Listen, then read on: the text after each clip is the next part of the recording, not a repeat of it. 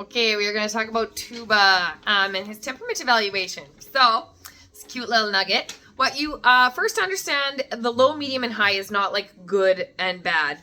That's not how it works. It's just a spectrum, like a scale. So what you'll first notice is I place the puppy into the temperament testing area, and what I'm observing for is how does he take to a new situation? It's kind of new space, new apparatus, new obstacles. Is he stressed? Is his tail high?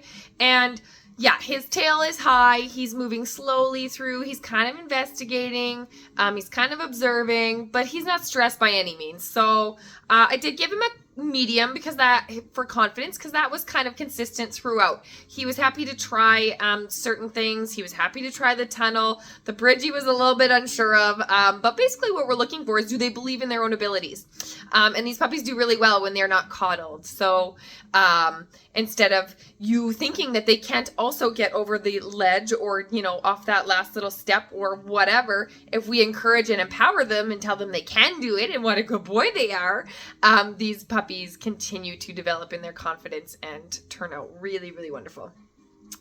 So motivation level. Oh, sorry. I'll go back to assertiveness. So assertiveness, I gave him a medium. So what you notice is I get into the temperament testing area and then I sit down and I kind of watch how he approaches me. And at first he noticed, but he didn't come rushing over.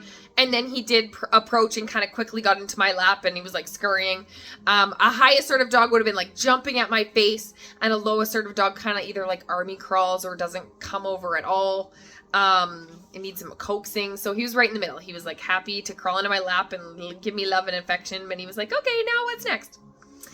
Motivation level. So I did give him a low here, just because he didn't necessarily want to follow direction. So I do still think that he's going to be lovely to train. But in terms of if you were looking for the dog that wants to do hardcore training classes or agility or, extreme training, whatever, he's probably not your guy. But if you want a well-rounded family buddy, I think he'll be just lovely for that.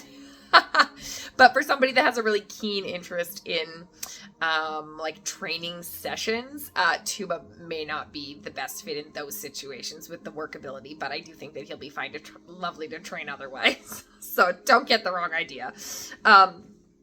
Nerve strength and resiliency. How do they handle stress? Their ability to handle stress. So signs of stress in a dog is yawning, lip smacking, whale eyes, shaking, trembling, and he wasn't doing any of that. He really was handling stress totally fine. He moved a little bit slower about kind of checking things out, but there were no signs of stress. So I did give him a medium. Yeah, just with the few things that he didn't necessarily want to try, but he adapted really well to all the new situations. Touch tolerance. So I gave him a medium. He handled everything really well, and there's difference between tolerant and enjoying it. We are not looking for how much they enjoy it. We are looking for how tolerant they are. So visiting the vet, visiting the groomer, they don't have to enjoy those experiences, but we need them more tolerant. And we work on that every single day with our 10-step handling and our exposure to the clippers and the dryer and all of that. And so I want families to always continue that on. So I gave him a medium because he really didn't have any problem with the 10-step handling, except for kind of being flipped on his back. You can see his arms kind of splay apart, and he's I don't super love this position. But he let me. So I did give him a medium there. Energy level. So this is one of those traits that doesn't change. And he was a medium energy. So what I noticed is kind of times he walked, at times he ran. A low energy dog does a lot of sitting and they do a lot of walking. And a high energy dog is larger than life spinning circles in the testing area. So he was just kind of go with the flow, middle of the road, some sitting and some running. Sound sensitivity and sight sensitivity. So you'll notice I take a shaker and I make a really loud noise, and I don't care if he notices. What I'm looking for is, does he recover and how quickly? And so I scored him a medium only because he was kind of what's that? And then he recovered right away. So there really was no stress associated with it.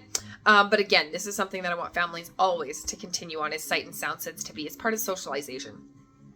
And the sight sensitivity, I kind of popped the tunnel. I don't know if you can see in the camera because he was underneath by that tripod. But he really didn't flinch. He noticed it and he was oh, okay, what's that? But there was no stress caused by it. So right in the middle, no big deal.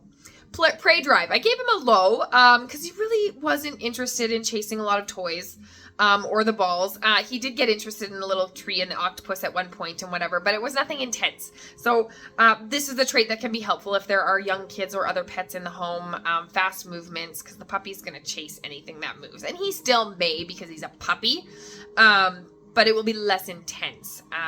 And as an adult behavior, can be easier to, it's helpful to know what you're getting into, whether it's low or high in terms of how intense that prey drive is.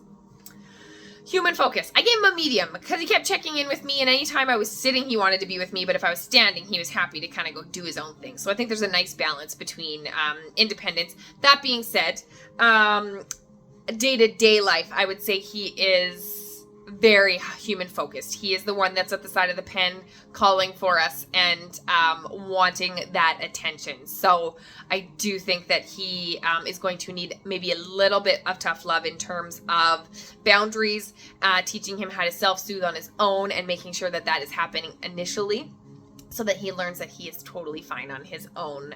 But on the flip side, he really likes being with us, and he loves being with his people, and he loves being with the kids, and he really loves being held. So if you have, and then tenderheartedness. So what you'll see is I like lay on the floor and pretend to have a tantrum and I'm crying, and he really cared. He came running to my side. Very tenderhearted. So a tenderhearted puppy is those dogs that you hear people saying that I was sick for a week and the dog never left my side. That's a tenderhearted dog that's filling that role.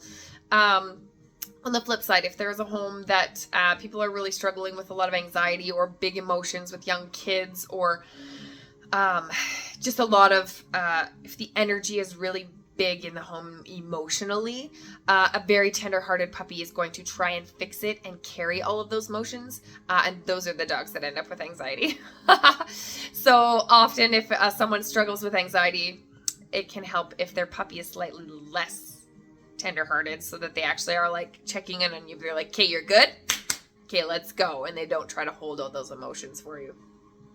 Dog friendliness, neutral. So I noticed, he saw the dog, he kind of walked up to it, and then he turned and left. So I think he'll be fine whether there's a dog in the home already or not. If you're looking for maybe a more assertive playmate in a dog because your dog is already more submissive and less assertive, there may be better choices that might be more so to initiate that play. But I think he would get along very well if there's already a dog in the home or not. If you have any questions about Tuba, let me know.